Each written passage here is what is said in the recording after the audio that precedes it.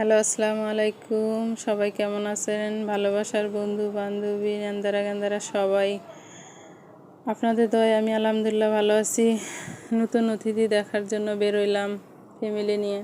আমি আবার ঢাকায় একাই যাওয়া আসা খুব কমই করি, রাস্তাঘাট কম চিনি, এই জন্য আমার বর আজকে ছুটি ছিল, বললাম যাবে চলো ভাস্তিরে দেখে আসি।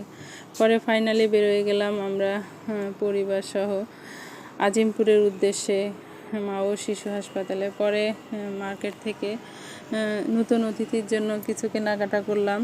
কেনাকাটা করে স্টেশনে শিশু হাসপাতালে গাড়ির জন্য ওয়েট করলাম কিছুক্ষণ। গাড়ি পাই না, অনেকক্ষণ দাঁড়িয়ে থাকার পর ফাইনালি একটা গাড়ি পাইলাম। মৌমিতাতে উঠলাম।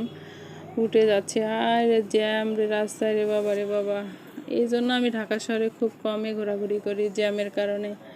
অনেকক্ষণ না হলেও 2-3 ঘন্টা জ্যাম থাকার পর ফাইনালি আমরা মা ও শিশু হাসপাতালে আসলাম ভাস্তিকে দেখার জন্য।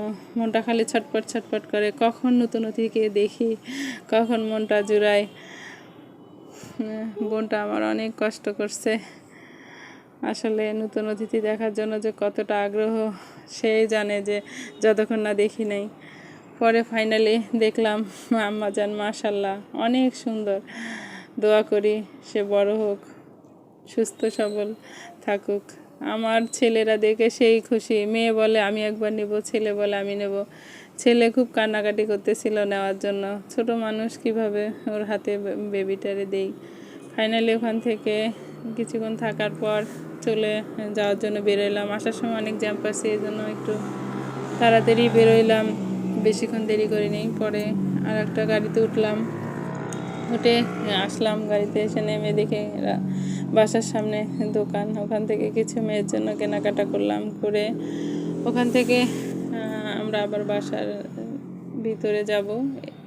বাসার ভিতরে ঢুকলাম, ঢুকে দেখে আমাদের কোয়ার্টারে ছেলেপেলেরা কী সুন্দর ক্রিকেট খেলতেছে।